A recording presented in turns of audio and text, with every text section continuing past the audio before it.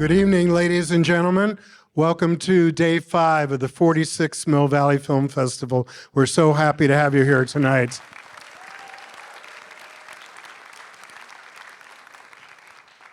My name is Mark Fishkin, and I'm the founder of the Mill Valley Film Festival. And we are so thrilled to be showing the West Coast premiere of the BIKERIDERS, directed by Jeff Nichols.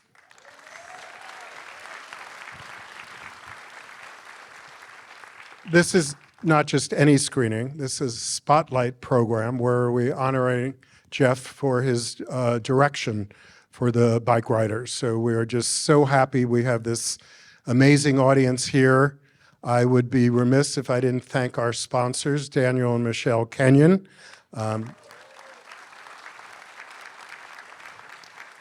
Daniel is also a member of our board of directors as a volunteer and a sponsor. So thank you, Daniel and Michelle. I'd like to introduce my associate, Zoe Elton, the director of programming. Hi, Mark. Hi, Zoe. Hi, audience. And I just like to say I would, again, be remiss twice in one moment if I didn't talk about the QR code here. Many of you who have been to other screenings have seen this before, and you've heard that we are doing a resiliency campaign that's going to go through the end of the year. We have a $100,000 match for our larger goal from Project 9. We're thrilled that they did that. I've been getting notices that people have been listening. So thank you if you are a member. Thank you if you renewed your membership. Thank you if you're a donor. We appreciate whatever you can do. As I mentioned last time, typically nonprofits, and ourselves included, are around 50-50 between earned revenue and contributed revenue. Now it's more like 70% for contributed revenue. So we will build everything back and from this last 3 years, and we will do it with your help. So thank you. Thank you, Mark. And I'm going to just bring out my prop. You will have received, or may be receiving, the Audience Award ballot. Your filmmakers will be thrilled if you tear 5, which I hear is the phrase of the day. But yeah, please do cast your votes. It really means a lot to know that you have seen and loved the film and are supporting our filmmakers in that way. So tonight's film, The BIKERIDERS. Okay, full disclosure, my nephew-in-law in England is a member of a motorcycle club, but there is no nepotism in the choice of this film. Does that mean you can't vote? Yes. I thought so. Anyway, this has given us, a great opportunity to honor Jeff Nichols' work as a director and a writer, actually. His work as a writer and director has spanned genres, often dramas. He's done a psychological thriller like Take Shelter, coming of age in Mud, sci-fi even in Midnight Special. But what's been striking to me and notable in his recent work is what seems like a fascination with portraits of America and portraits of Americans. His work also with actors makes this, what I think is a phase, or a theme in his career, particularly rich. He has some incredible, notable creative partnerships. You will know, of course, that he has a long-time creative partnership with Michael Shannon, who you will see here again in the BIKERIDERS. But the portraits of America that we see in, say Loving, his 2016 film, which was our closing night film, with, of course, Joel Edgerton and Ruth Negga, who are both here, and then now in BIKERIDERS, brings, I think, a really compassionate eye to Americans who may be considered outsiders.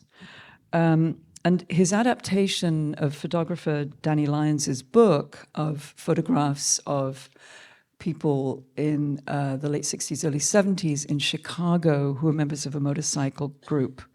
It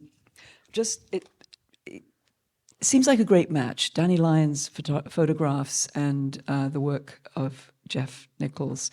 And the choices that he's made in bringing together this particular document of a particular time and place are just gorgeous. He has a great ensemble, essential with a film like this. And then the choice of the framing the story through the eyes of actress Jodie Comer, who my American friends tell me does a great American accent. It just brings a certain balance to this very masculine culture, and I think it's a great choice. So it's a beautiful work, it's a great ride, and we're honored to welcome and give the Mind the Gap Award for, sorry, not the Mind the Gap Award, that's the other one, the Mill Valley Film Festival Award to Jeff Nichols.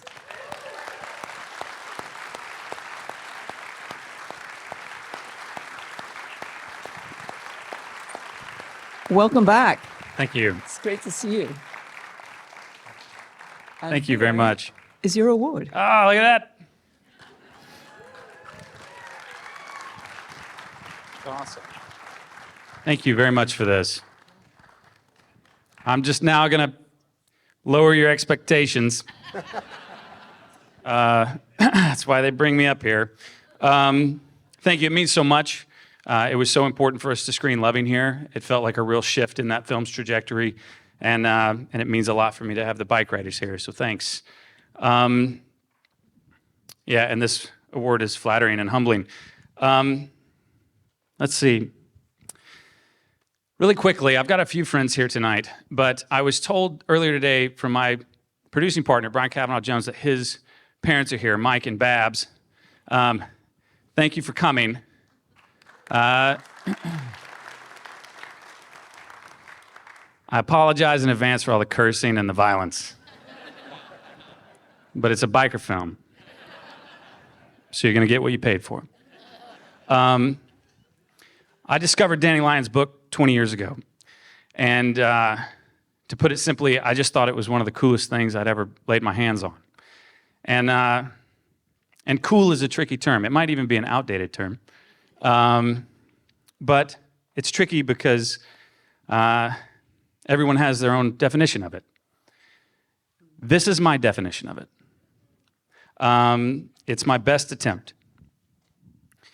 What's amazing about Danny's book isn't just the cool photographs and the cool clothes and the cool hair and the cool bikes, because they are cool. There's something a little bit more.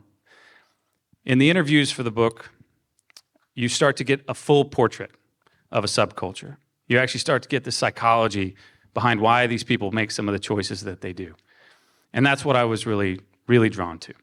And so I hope that you experience this world the way that I did, and I hope you think it's cool. But I also hope you experience that.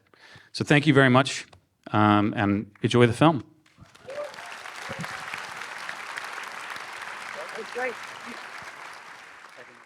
Ladies and gentlemen, please welcome back Jeff Nichols.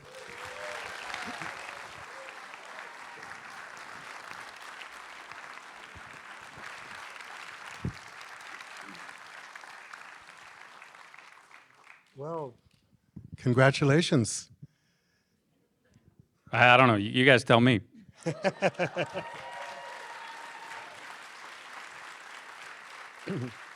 I was fishing for that compliment. I know you've shown this a couple times before, but how's it feel? The gestation period of this film, and was sitting with you for a long time. Yeah.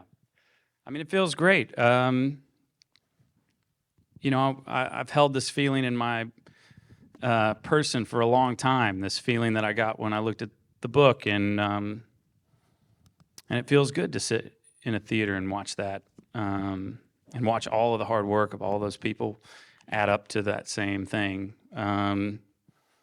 It's really gratifying. I certainly want to talk about this amazing film and cast, and but I do want to talk about a little bit about something I read that you mentioned, that, you know, for you, and I'm paraphrasing, so always correct me if I'm wrong, but it's something that I look forward to in every film I see, and especially what I consider, you know, a good to great film, is that it has to resonate beyond just the basic plot line. It needs to have universality, and that people can literally, at some point, even a higher level as it goes up, put yourself in somebody else's shoes, create empathy. And from what I read, this is also very important to you. And how does that relate to this film? It is something I stand by, that film should affect people with an A.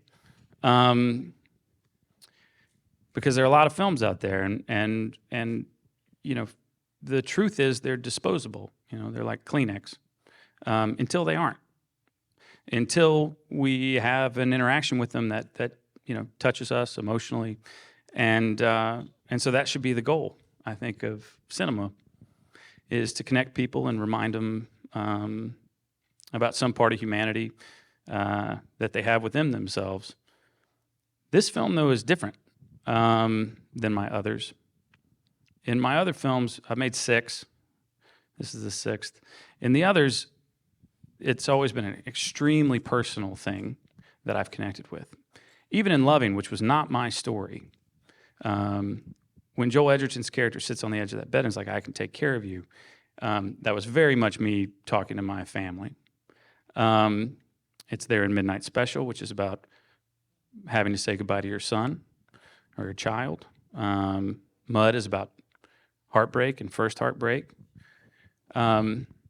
This film, though, is different. This film is really about a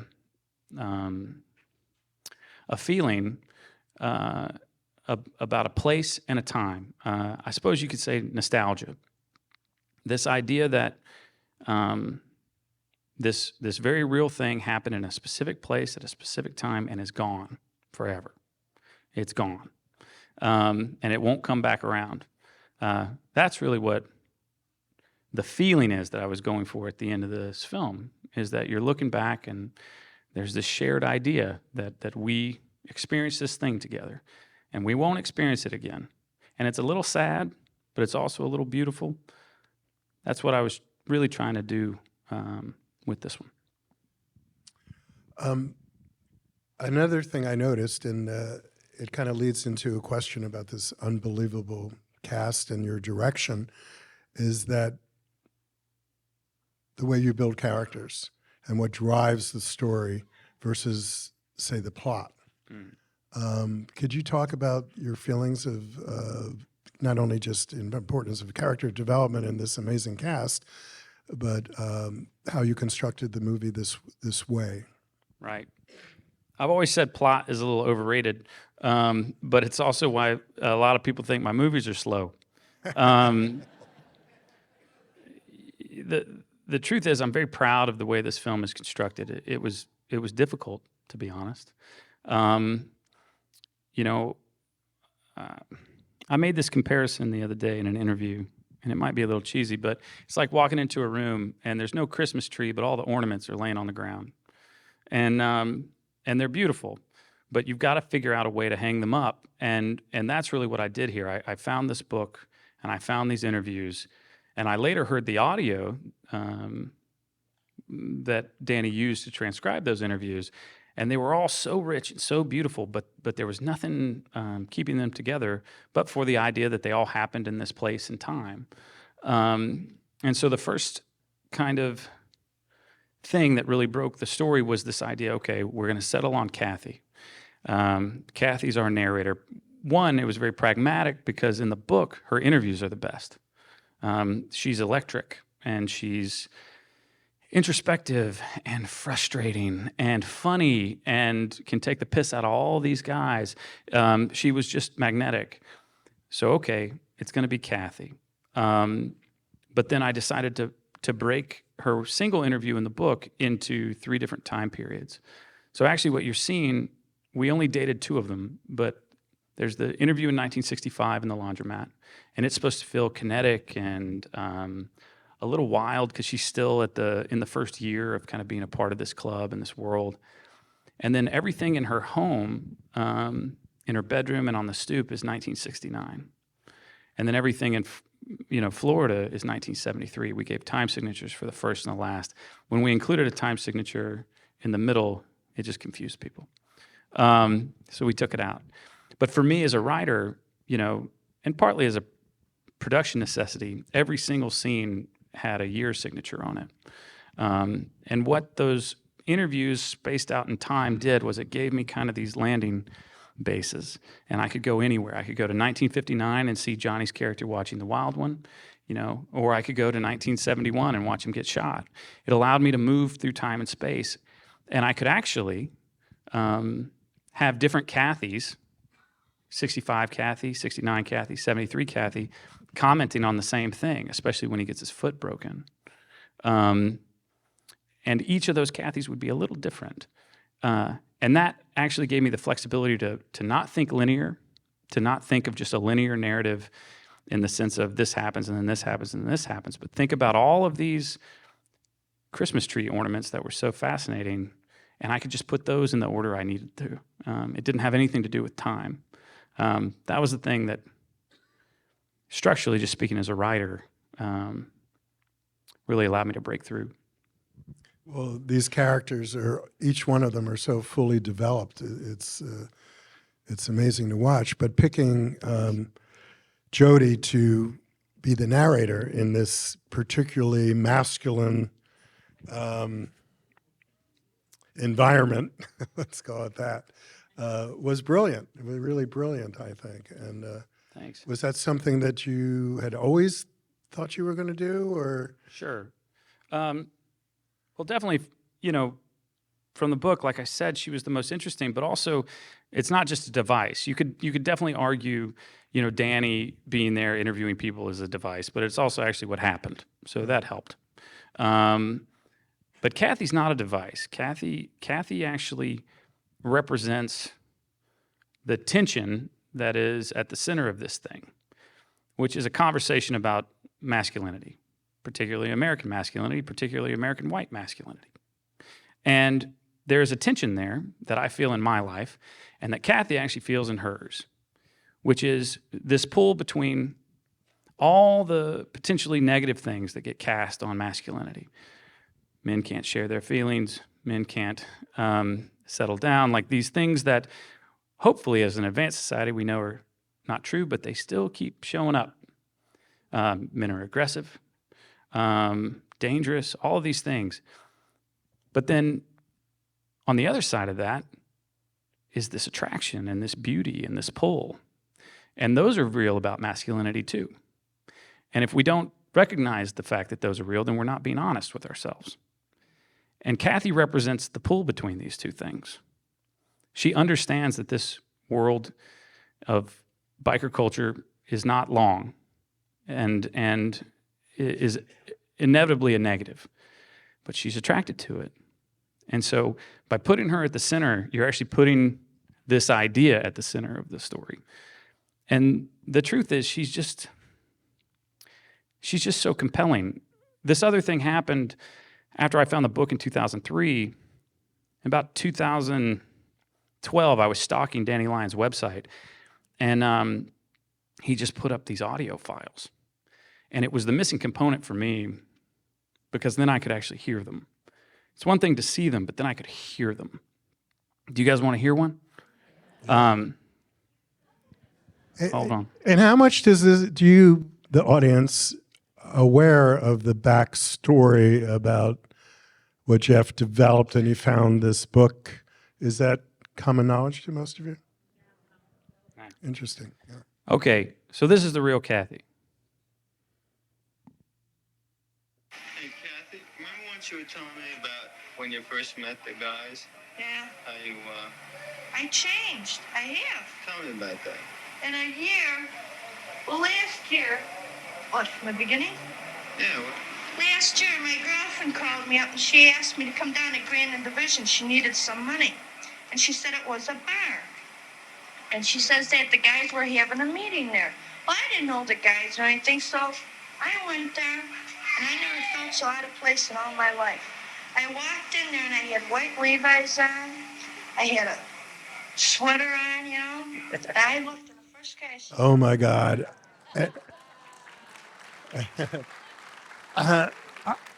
I knew Jodie is this amazing actress, but she's otherworldly, I think. That is amazing. Yeah, there was this day on set that she left her homework behind, and I mean that. You all know how many lines she had in the film, and they weren't all recorded. Some of them I actually wrote, and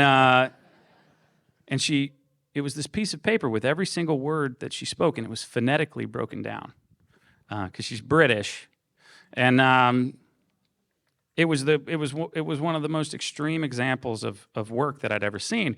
And what makes it really interesting isn't that she did the work, in my opinion, it's that she made it invisible.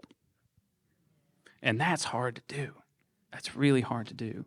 I can't say enough things about Jodie Comer. I think she's one of the greatest in the world. Yeah, and I think the proof is right on the screen here. So let's talk about a little bit about the cast and how that came about, because this is one of the most phenomenal casts, if not for the last decade, at least this year. I'll take that. Yeah, yeah. And can you tell us a little bit about how you pulled off this miracle? Yeah. I just called Michael Shannon, so that was easy. He said yes. He asked why he couldn't play Johnny, and I was like, because you're Zipco. And I won't bother you with it, but the audio recordings of Zipco sound exactly like Mike Shannon. The first person I cast was Austin. At the time that I met him, Elvis had not come out. 2 days before I met him, the trailer for Elvis came out. And I remember thinking, just looking, there are a few shots in that trailer where you're like, okay, this guy did some work. Like, this is going to be interesting. Had no idea if the movie would be good, much less touch the zeitgeist the way that it did. But then when I met him, I don't live in LA, I don't go out there very much, but the script had kind of been floating around a little bit. And probably not shocking to you that a lot of young actors in Hollywood wanted to be in this movie and play this part. And so he'd reached out to us, and I didn't really know his work. And I met him at this restaurant, and this guy shows up, and he doesn't look like Elvis. He has this blonde hair that was really styled pretty much the way that it looked in the film. And he's taller than I am, and he held his hand out. He said it was nice to meet me, and I thought he was one of the most beautiful human beings I'd ever seen in my life. And it was important because I knew that in order for this film to work, you all would have to believe without question why Johnny and Kathy would invest so much in this young man, why they were drawn to him. And he happens to be the worst person in the world to put all of your hopes and dreams on. He's not built for that, but they keep doing it. Why? Well, it's because he looks like Austin Butler. What a coincidence. Yeah, yeah. But you bring up another point that I was going to talk about too, this triangle Right. of love triangle, Yeah. not necessarily the same kind of love, but still prevalent and obvious throughout the whole film, Yeah. and the charisma of Benny. And tell me about that. Was that something that you had heard within the interviews, or something just creative you thought would make us a stronger story? Or Yeah, I actually have to take credit for that one. That wasn't in the book. What was in the book was Kathy very plainly talking about how she met Benny. That whole story was kind of lifted right out of the book, him waiting outside her house. I truncated it a little bit, but he actually waited for several days for her boyfriend to leave. We didn't have time for that. But really, the way she talked about Benny, I felt like it represented that tension and this idea of a masculinity. And I was like, well, wouldn't it be interesting if this other guy, who I knew would be a character, because I kind of knew the overarching shape of the thing, that at the end the leader would get killed. Well, wouldn't it be interesting if he was just as infatuated with this young man. So you do have a love triangle, but instead of two men chasing after the same woman, it's this man and this woman chasing after this young man who is, in a way, the ideal biker, the ideal example of freedom and being carefree. And so that was my invention, and it really became the closest thing to a plot the movie has, and certainly the central kind of motivation. I don't know. It doesn't really answer your question in terms of where it came from. It just fell out of the sky and kind of hit me in the head.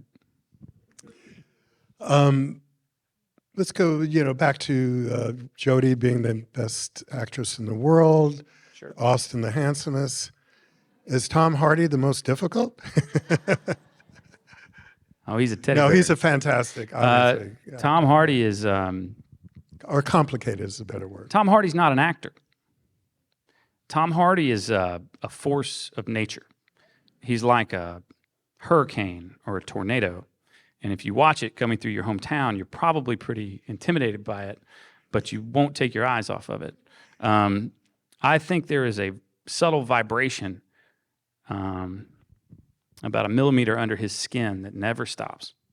And this is why he's fascinating to look at. I believe it. When I met him, I was coming back from Cannes. I'd been on the jury in Cannes, luckily, and I was coming back through London to meet him for the first time to talk about this. And we sat in his house, and he had reams of paper, and he talked for 3 hours straight, lots of questions. And I was just jet lagged, and I didn't really say anything. I just kind of was dumbfounded. And I answered like a couple. He was like, fists or knives? Fists, why? Why knives? Why knives? That's dangerous. If you're a real fighter, you would never offer up knives, because a knife can get free. It doesn't matter how good of a fighter you are. A knife gets free and you get stabbed in the chest. Why? And before I could answer, he'd be like, it's because he's not a real gangster. Can't be half a gangster. Can't be half a gangster, Jeff. I was like, I agree with that, Tom. And I walked out of that thing, literally. It was like taking an AP exam or something. And I called Jack Wiggum, his manager, who I'm friends with. It was just why he got the script in the first place. And I was like, what do you think? He was like, he just said you're a great listener. And that established our relationship. Tom really gave himself over to me, and I owe him a lot for that. I've been married to my wife for 15 years. I've been with her for 20, and the night that Tom Hardy walked up to Austin Butler to offer him the club, it's the most sexual thing I've ever experienced in my life. It was in our first week of filming, and that scene was not written like that. I mean, the words are all the same. He said all the words, but Tom is the thing that made that scene. Tom is the one that got that close, and he's such a brilliant actor. He starts getting closer and closer, and it was supposed to be 2 over-the-shoulder shots with a Steadicam, and our Steadicam operator keeps having to move around. And I look over at my cinematographer, who's just like dropping his head because he's moving out of his light. And so his face is dark. We're shooting on film. We're not going to see this performance. And right when he gets there, he tilts his head, and this piece of light comes across his face. And we were like, God. And the leather helped. But but this is what actors do. Like this is what great actors do, and we were surrounded by them. Another anecdote, because it's about Michael Shannon, the scene right before that, Michael Shannon's character's talking about the draft. And right before we shot it, he walks up to me and he's like, you think this is pretty funny, don't you? And I was like, well, yeah, it is pretty funny, Mike. You talk about your mom pulling you out of bed and taking down there, and like, doctor calls you schizophrenic. I was like, I think it's funny. And he's like, I don't think it's funny at all. And I was like, well, show me what that means. And, he starts to do the thing, and everybody's laughing. I'm like, it is funny. What are you talking about? And then he shifts it at the end. Now, there's a world where you deliver the end of that monologue, and it just kind of like bleeds out. Or you're Michael Shannon, and you deliver the end of that monologue, and it is actually the subtext for the entire film in terms of all of the other characters and how they feel like outsiders, how they don't belong. And he actually gives voice to an entire group of men that shouldn't be well understood. And then you're like, well, that's Mike Shannon. So, you know, I have no illusions about why these films operate the way they do. It's because of the people I work with. Yeah. Michael is an amazing, amazing actor, and the one time that he was here during the year, he was just a great guest. And I'll never forget, we were coming out of a restaurant, and somebody holds the door up for him, and he goes, just look at him, he goes, "Are you Jerry Harrison from the Talking Heads?" He's obsessed with music. Yeah, I could tell that. He knew exactly in 2 seconds. And he has that a was photographic Jerry. memory, too. That doesn't hurt. Yeah. Well, that scene that you described, I'm stepping on all your questions, aren't I? it doesn't matter. I can't even read them without my glasses anyway. You're sitting there watching that scene with Tom that you just described, and you're going, are they going to kiss? Are they going to kiss? It's possible. Why don't we give the audience a chance to have some questions? Yeah, I love that part. All right. We like that part. All right. Right over here where the gentleman with the mic is. With all the motorcycles, do you ride or did you ride during the filming? I learned how to ride a motorcycle before I wrote the script, so I wouldn't be a complete fraud. Yes. And if I didn't have a wife and a child, I would ride more. I love it. I've been bit by the bug. Thank you so much. It was so good. So I want to know, where's this film going to go? Like mass, when is it going to be released? It's going to be huge everywhere. Thanks. I hope so. It's scheduled for a theatrical release on December 1st. To be honest, we don't know how wide that's going to be. They're kind of waiting to see if the actors come back, because wouldn't that be nice?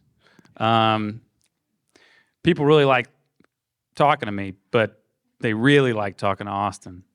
And so I don't know how wide it's going to be, to be honest. You know, the hope is, you know, they grow it through success over the course of December, and by Christmas it's a hit. I don't know. The theatrical market is so dangerous right now and so scary. And for a film like this that has, you know, no IP based, you know, nobody really knows about it. It's why we're out here doing stuff like this. It's why festivals like this are so important, because we've got to let people know. Is that QR thing up on the, still up there? All right, additional questions. Gentleman right over there. Sure, I love the Can you music. talk about the music? Yeah, so, you know, I've been building a playlist for probably 15 years. And part of that is to write to. So, you know, some of the music doesn't even make it into the film. It's just a vibe and a tone that I want to kind of steep myself in. But then you start finding ones that have to be, and you start to write toward them, which is dangerous because you don't know you're going to be able to license that Cream song. Luckily, we did. We had a financier in a studio behind us that actually spent $1 million on music for this movie. And the first round, the budget or the cost was $2 million. You know, let me first talk about the Shangri-Las. So I remember talking to my producer, Sarah Green, and I was like, you know, Leader of the Pack, I just love Leader of the Pack. And she was like, you can't.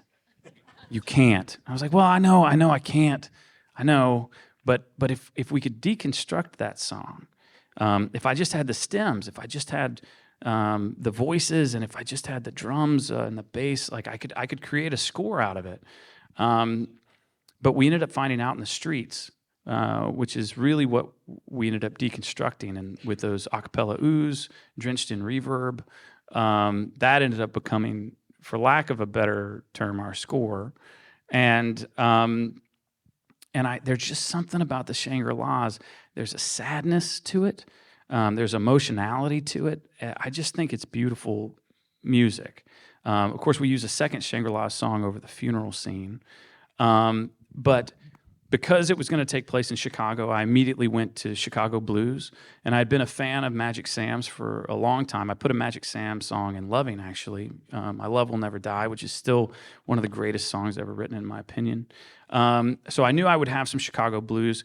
And again, you don't want to use music that's been used a million times, but we find Muddy Waters playing Mannish Boy. But I found this example of, or this version of Mannish Boy from Electric Mud, which is a really bizarre album. And he opens with his screams and stuff, and the guitar is being played in reverse, and it sounds real discordant. And I was like, well, that could be the introduction of the kid, played by Toby Wallace, because his world is just twisted, but it's a thing that we've heard before, and it's a song that's quite famous, but it's kind of off. So there were lots of different things. I was lucky enough at Telluride to get, interviewed by Ken Burns, and I was so excited when he asked about the music, because I was like, the reason why the Staple Singers' Master of War is under the bar burning scene is because I saw it in his Vietnam documentary, and that was the first time I'd heard that song. So you're trying to just collect music that gives you the feeling that I get, when a Sonic song or a trash rock or rockabilly song comes on. You're like, man, somebody should make a movie that feels like this. Well, that's what I did, and then you also use it to date things. Had we been able to, had we had the $2 million, you would have gotten probably some songs that were a little bit more well known through the back half of the film. But like in the red dress scene, we get to use the Stooges. I was real pleased about that. I had a Deep Purple song in there I had to cut out. But you're also using it as a time marker. I could talk forever about this stuff. A gentleman right here. Very happy to see Boyd Holbrook in the movie. Yeah, he's the best. In everything he's in. Can you tell us a little bit about why you chose him for Cal, or what was like? Yeah, so... The question is about... Yep, the question is about Boyd Holbrook, who played Cal. The truth is, he looks like the real Cal. There was a real Cal in the book, and Danny, other than Kathy, Danny was really drawn to him, mainly because they smoked weed together. But Cal was a really interesting character, and Boyd had originally approached me way back in 2014 about being a Midnight Special, but then he got a better job and took that, and so we hadn't gotten to work together, and but he came back around, and I felt bad because I didn't just immediately give him the part, because I had seen him in these movies where he's the bad guy and he was really big and muscular. And I was like, look, man, I've got the pretty guy. I don't need any more. I just need faces. I need real people. I need characters. And he was like, just Zoom with me. And I Zoomed with him, and he was doing a movie about a hunger strike. And he was down to like, I don't know how many pounds. And he looked just like Cal from the book. And I was able to give him audio of the real Cal, and he just nailed it. That speech that he gives in the beginning about choppers is from the book, and it's just, he just nailed it. I mean, but that's the thing about this cast. I mean, anywhere you point your camera, someone's doing something interesting. Someone's doing some exceptional work, and they're literally background actors. Like in some scenes, you're asking these actors who could all lead a movie on their own to just hang around while Tom Hardy does his thing up here, and you guys are going to be back there. I mean, it was an embarrassment of riches. But Boyd's a true talent. So how long did he have to stay emaciated? Well, for this, it was 8 weeks. Yeah, that's how long we shot for. All right, let's have somebody on this side, back in the last row. In the film, Austin Butler has very few lines, and obviously lines compared to the other leads. And I was just wondering, since he's a lead character like that, how you still Is he? such a screen presence for him to lead the movie? Say that last part one more time. You create such a presence around him, but still with so little dialogue. Yeah. Oh, well, thanks. Did y'all hear that? He basically was saying, okay, so you got Austin Butler, and he's the lead of your movie, in a way, But he has so little dialogue. How did you create the presence that he has with such little dialogue? I mean, it's really in the context of the scenes. You know, you spend the first 20 minutes of this movie making him the coolest guy on the planet, and that's by design. You know, but all those things were inspired. You know, Kathy told one anecdote about him getting into a fight and punching through it was actually a bar window, and he got glass in his knuckle, but he kept punching a guy. So, you know, then as a writer, you're like, all right, that's cool. How do we get that in there? And then she tells a story about him getting beaten, you know, down a bar and some guys hitting his leg with a shovel. I think I made it a little more violent. But, you know, you're just building these scenes. I mean, just the idea of him, and actually there's this great thing in the book, and it's just a transcribed newspaper clipping about him running that many stoplights and all that stuff. And that's how actually the Kathy section about Benny starts, is with that clipping. And you're like, well, we got to do that. And then, of course, the idea that he's doing that, but then he runs out of gas and he gets off and he just chuckles. I mean, I'll put it this way. I believe that there are movie moments. They are real because they've touched my life. I can watch Butch Cassidy and the Sundance Kid, and pretty much every moment is a movie moment. I can't help you, Sundance. You know, you're the Sundance Kid. If I draw on you, I'll die. That's a possibility. Like, these are movie moments. And I thought very much about that when they burned that bar down. That's a movie moment, you know. But I think I gave Benny, again, as part of a calculus, a lot of movie moments. Him sitting outside that house, which is something Kathy talks about, that's a movie moment. And I think that starts to build kind of I don't know if iconography is the right word for it, but it builds that myth. Thanks. Well, I think we're going to find in the next few months people talking a lot about these movie moments, not only with Austin, but any number of those great actors who are in the background. And I just want to thank you for making this film, bringing it to the Mill Valley Film Festival in our 46th year. And we're looking forward to you coming back again. All right. Thank you, Jeff. Thanks for having me, guys.